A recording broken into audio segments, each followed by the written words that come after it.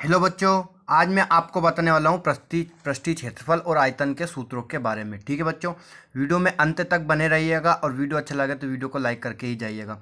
बच्चों, आपका पृष्ठीय क्षेत्रफल और आयतन आपका 9वीं में है, 10वीं में आप कॉम्पिटिशन एग्जाम किसी भी एग्जाम की तैयारी कर रहे हो या बोर्ड एग्जाम हो या फिर कॉम्पिटिशन एग्जाम हो, यहाँ से आपके सूत्र पूछे जाते हैं या फिर इस टाइप के सवाल होते हैं। आपको सवाल तभी हल कर पाओगे जब आपको सूत्र याद होंगे। तो इसके लिए आपको क्या करना पड़ेंगे, सूत्र समझने पड़ेंगे, याद करने पड़ेंगे। आज इनको रट नहीं सकते, रटोगे तो भूल जाओगे। तो इन सभी सूत्रों को मैं स्टेप बाय स्टेप समझाऊंगा, आप अंत तक वीडियो को देखना और लास्ट में मैं आपको बताऊंगा कि कैसे इन सूत्रों को में मान पुट करके आप हल कर सकते हो। ठीक है बच्चों, इसमें मैं लास्ट में एक बहुत अच्छी चीज़ बताने वाला हूँ, वीडियो को अंत तक देखना और उस चीज़ को जरूर देख के ही जाइएगा। ठीक है, आइए हम स्टार्ट करते हैं इसमें कि घन। सबसे पहले हम लेते हैं क्या होता है आपका घन। तो घन का सूत्र अपन लिखेंगे तो सबसे पहले समझेंगे घन क्या होता है। घन होता है दोस्तों जिसकी सभी कोरें क्या हो, समान हो। ठीक है बच्चों, जिसकी सारी कोर क्या हो, समान हो। ये एक आकृति बन रखी है, ये क्या है आपका एक घन है। ठीक है, आपने पासा देखा होगा, पासा किस आकार का होता है, घन के आकार का होता है। इसमें कितनी 1 2 3 4 5 6 कितनी 6 कोर होती है। ठीक है बच्चों, 6 कोर होती है, 6 भुजाएं होती है। तो इसमें सारी भुजा समान होती है, तो इसका अपन घन की भुजा को क्या लिखेंगे, घन की भुजा को अपन क्या मानते हैं, ए।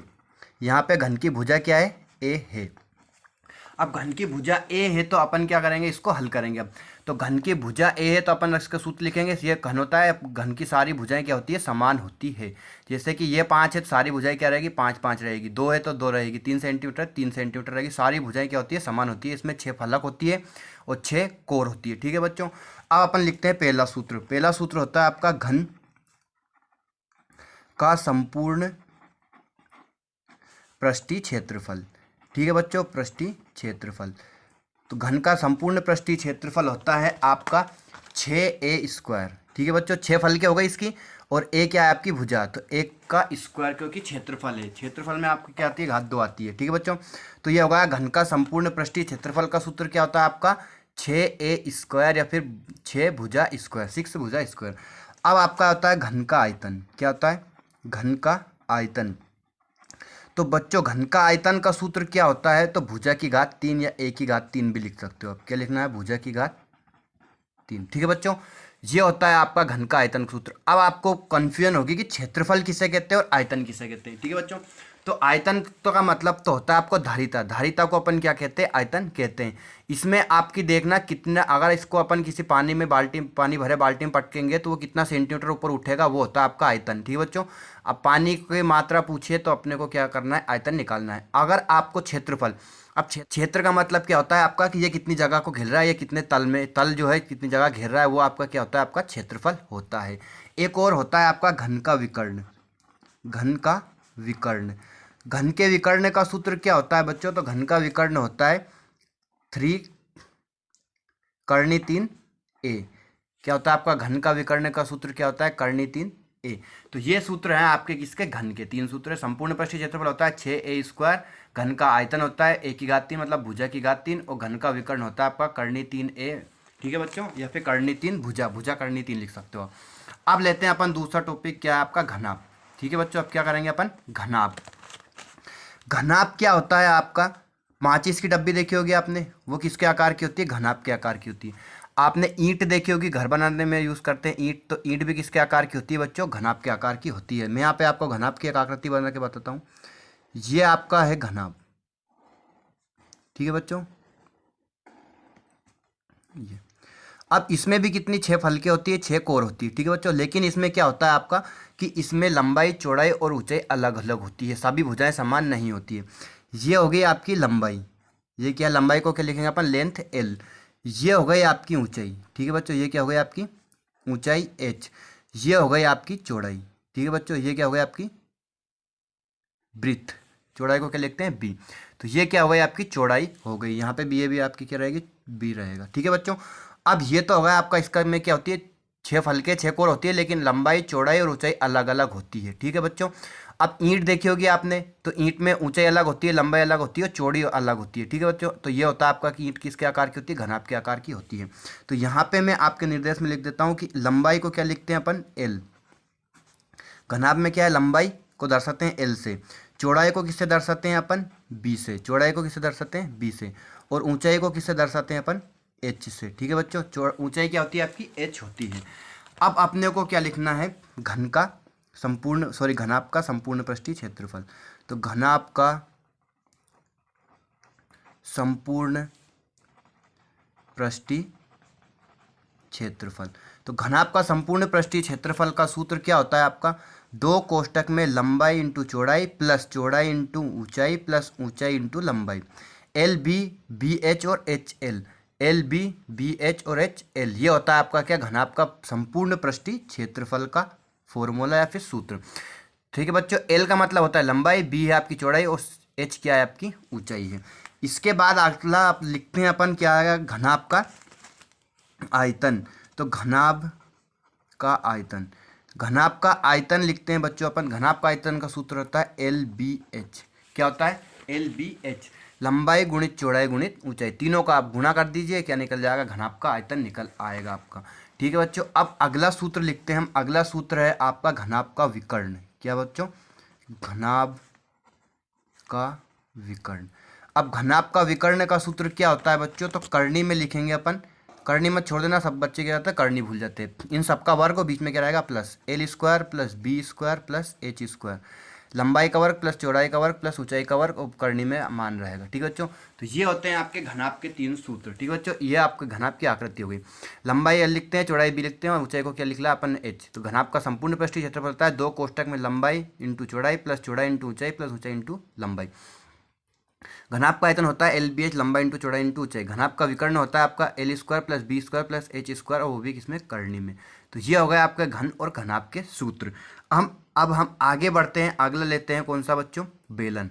उसके बाद क्या आएगा, हम किसके करेंगे, बेलन के सूत्र को हल। अब दोस्तों हम करेंगे बेलन के सूत्रों को हल। ठीक है बच्चों, अब बेलन क्या होता है, ये आपका बेलन की आकृति बना रखी है मैंने। आप जैसे भी गोलाकार वस्तु होती है जो गोल जाती हुई ऊपर लंबी चौड़ी होती है, वो क्या होती है, बेलन होता है आपका। ठीक है बच्चों, जैसे कुआं है तो वो गोल गोल आता जाता है ऊपर, लेकिन क्या है वो पूरा गोल नहीं रहता है। तो ऊपर और नीचे जो आपके होता है तल, वो होता है आपकी पूरा एक वृत्त बना होता है, इसमें ऊपर भी और नीचे भी।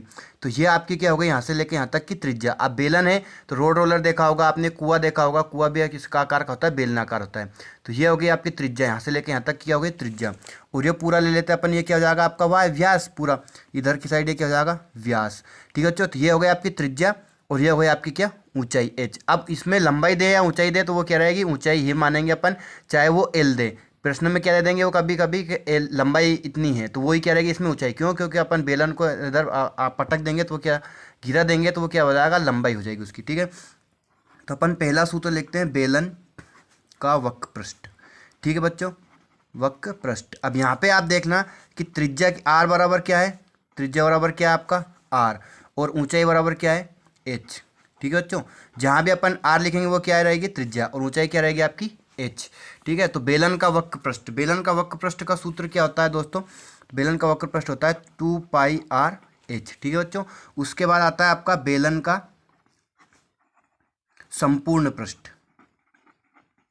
या फिर कुल पृष्ठीय क्षेत्रफल।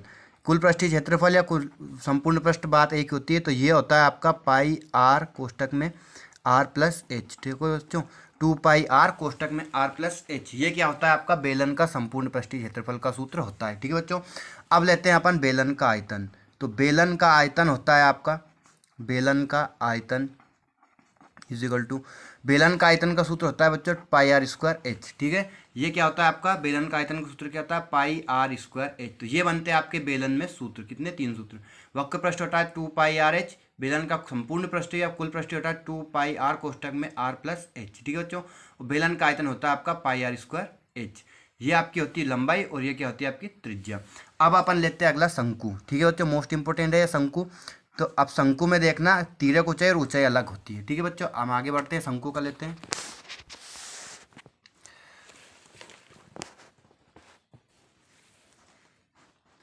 अब बच्चों हम करेंगे शंकु।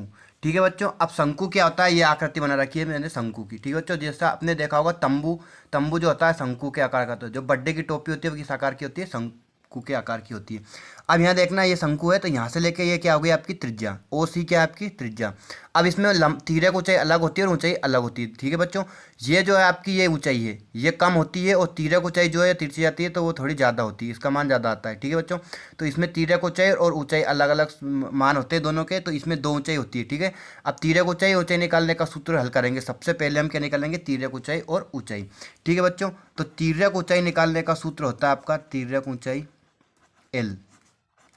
तिर्यक ऊंचाई एल निकालने का सूत्र होता है आपका करनी में R square plus H square. ठीक है बच्चों, अब यहाँ से अपने को जो भी मान निकालना है वो निकाल सकते हैं, जैसे कि एच का मान निकालना है तो एच बराबर क्या जाएगा आपका, तो यहाँ क्या जाएगा, एच बराबर करनी में एल स्क्वायर माइनस एच है तो आर आएगा। ठीक है बच्चों, एच बराबर क्या जाएगा आपका L square minus R square.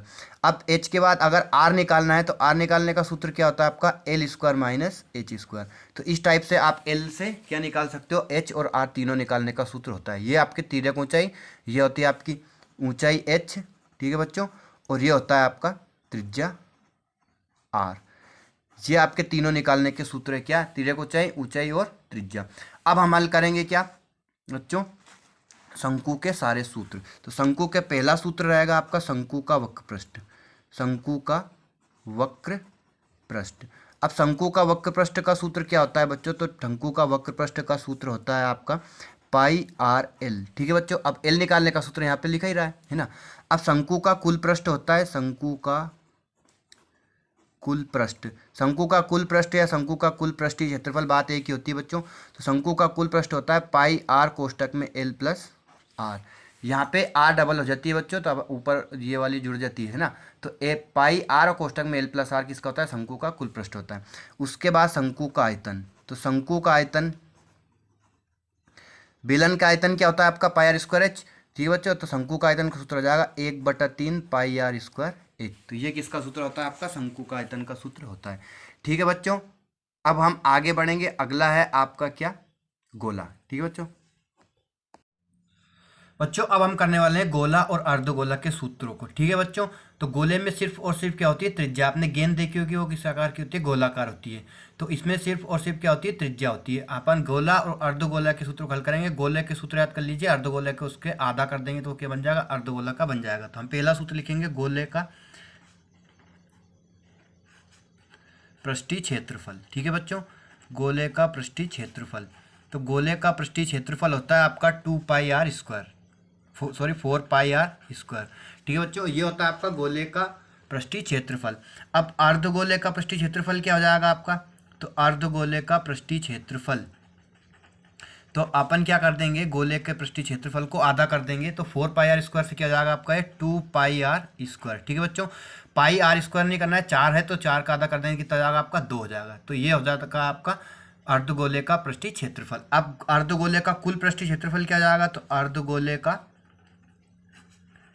कुल पृष्ठीय क्षेत्रफल, कुल पृष्ठीय क्षेत्रफल, तो अर्धगोले का कुल पृष्ठीय क्षेत्रफल क्या हो जाएगा, तो यहाँ 2 और 3 हो जाएगा, कितना हो जाएगा, 3 पाई आर स्क्वायर। इसमें बस त्रिज्या होती है और कुछ भी नहीं होता है, ऊंचाई लंबाई कुछ भी नहीं होती, चौड़ाई। ठीक है बच्चों, ये होता है आपका गोले का पृष्ठीय क्षेत्रफल 4 पाई आर स्क्वायर, अर्धगोले का पृष्ठीय क्षेत्रफल 2 पाई आर स्क्वायर, और अर्धगोले का कुल पृष्ठीय क्षेत्रफल कितना जाएगा, 3 पाई आर स्क्वायर। अब आपका बच रहा है क्या दोस्तों, गोले का आयतन। तो गोले का आयतन का सूत्र क्या होता है, तो गोले का आयतन बराबर दोस्तों, गोले का आयतन होता है 4/3 पाई आर क्यूब, घात 3 लगती है आयतन में। ठीक है बच्चों, याद रखना, पाई आर स्क्वायर लिख आते हैं बच्चे जल्दबाजी में, क्या आता है 4/3 पाई आर क्यूब आएगा, घात 3 आएगी। ठीक है बच्चों, उसके बाद अर्धगोले का आयतन क्या हो जाएगा, अर्धगोले का आयतन, बच्चों अर्धगोले का आयतन होता है आपका 4 के स्थान में क्या कर देंगे अपन, 2/3 पाई आर क्यूब। ये होता है आपका क्या, अर्धगोले का पृष्ठीय क्षेत्रफल। ठीक है बच्चों, समझ गए होंगे आप क्या होता है कि गोले का पृष्ठीय क्षेत्रफल 4 पाई आर स्क्वायर, अर्धगोले का पृष्ठीय क्षेत्रफल 2 पाई आर स्क्वायर। अब अर्धगोले का कुल पृष्ठीय क्षेत्रफल क्या है, 3 पाई आर स्क्वायर। अर्धगोले का आयतन होगा 4/3 पाई आर क्यूब, और अर्धगोले का आयतन क्या होगा, 2/3 पाई आर क्यूब। ये होते हैं आपके गोले और अर्धगोले के सूत्र। आपको गोले का पृष्ठीय क्षेत्रफल याद रखना है 4 पाई आर स्क्वायर, अर्धगोला है तो 4 को अपन क्या कर देंगे, 2 कर देंगे, और अर्धगोले का कुल है तो अपन क्या कर देंगे, 2 को 3 कर देंगे।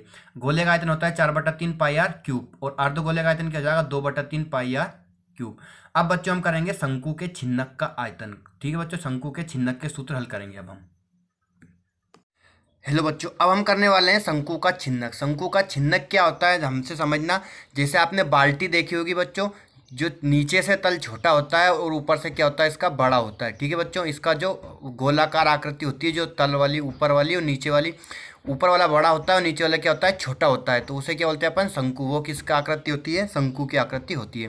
तो इसमें आपकी जो बड़ी होती है उसे अपन क्या लिखते हैं, R1। वो त्रिज्या क्या हो गई आपकी, नीचे वाली जो बड़ी है थोड़ी छोटी है, वो क्या हो गई आपकी R1, और ऊपर वाली क्या हो जाती है आपकी R2।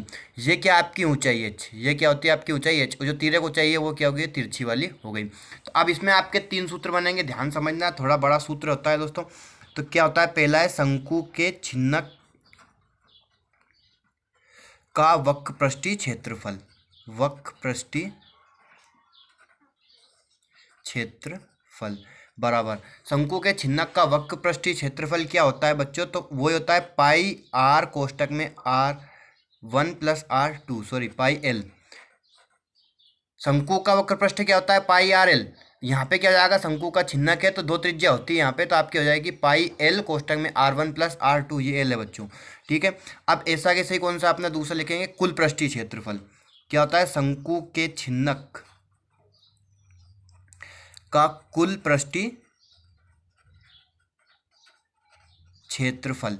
अब कुल पृष्ठीय क्षेत्रफल का सूत्र क्या होता है आपका, ध्यान समझना, थोड़ा लंबा चौड़ा है, ध्यान तो पाई एल कोष्टक में R1 प्लस R2, ये लिख लिया अपन ने, प्लस का आएगा आपका पाई और कोष्टक में R1 का वर्ग प्लस R2 का वर्ग। ठीक है बच्चों, क्या होता है, पाई एल कोष्टक में R1 plus R2 plus pi R1 का वर्ग प्लस R2 का वर्ग। तीसरा होता है आपका शंकु का आयतन। क्या लिखेंगे अपन, शंकु का आयतन, शंकु के छिन्नक का आयतन। तो शंकु के छिन्नक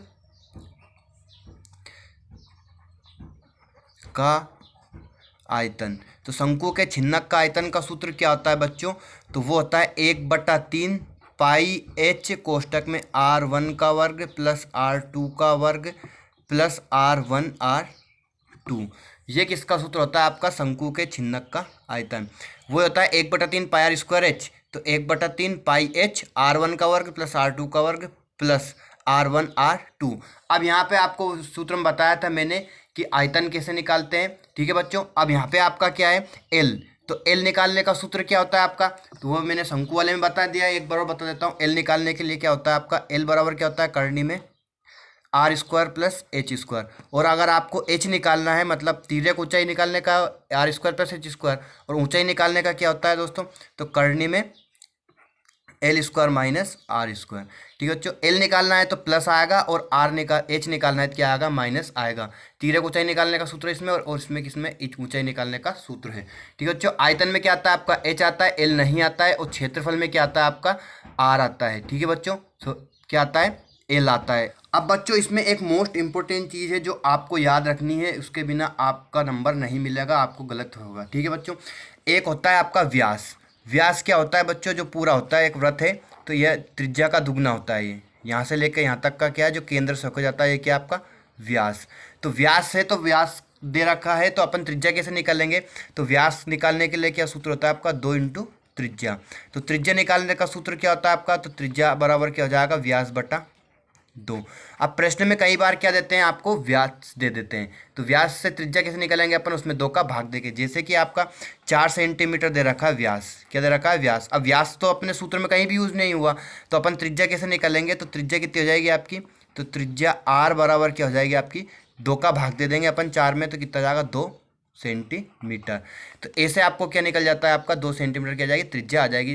व्यास से त्रिज्या निकालना है तो कितने का भाग देना है, 2 का भाग देना है। ये 100% पूछते ही है। ठीक है बच्चों, व्यास बराबर क्या होता है, 2 × त्रिज्या। अगर व्यास पूछा है तो अपन त्रिज्या में कितना गुणा कर देंगे, 2 का। अगर त्रिज्या पूछिए तो व्यास से अपन 2 का, व्यास में अपन 2 का भाग दे देंगे। अब आपका एक और होता है कि अगर क्षेत्रफल है, आपका क्षेत्रफल है तो कितनी आएगी, मात्रक में घात कितनी आएगी, मात्रक की घात कितनी रहेगी, 2 रहेगी। ठीक है बच्चों, अगर क्षेत्रफल है तो मात्रक की घात कितनी रहेगी, 2 रहेगी। और अगर आयतन है तो आयतन में मात्रक की घात कितनी आती है, 3। आयतन में मात्रक की घात कितनी आती है बच्चों, 3 आती है। ठीक है बच्चों, 2, और यहाँ मात्रक की घात कितनी रहेगी, 3 रहेगी। जैसे कि आपका क्षेत्रफल आया 300 सेंटीमीटर, तो उसे 300 सेंटीमीटर नहीं लिखना है, क्या लिखना है, क्षेत्रफल को मात्रक की घात 2 लिखना है, 300 सेंटीमीटर की घात 2। और अगर आयतन है आपका, तो आयतन आया है आपका तो 300 सेंटीमीटर, तो अपन को क्या लिखना है, मात्रक की घात कितनी लिखना है, 3 लिखना है। ये याद रखना मोस्ट इंपोर्टेंट होता है कि आयतन क्षेत्रफल में मात्रक की घात 2 आती है, आयतन में मात्रक की घात कितनी आती है, 3 आती है। ये मोस्ट इंपोर्टेंट चीज़ है। और व्यास से त्रिज्या कैसे निकालते हैं, 2 का भाग देकर। अगर व्यास दे रखा है त्रिज्या निकालना हो तो कितने का भाग देंगे अपन, 2 का भाग देंगे, उससे क्या निकल आएगी, आपकी त्रिज्या निकल आएगी। ठीक है बच्चों, वीडियो अच्छा लगा वीडियो को लाइक करें और हमारे चैनल को सब्सक्राइब करके ही जाइएगा। धन्यवाद।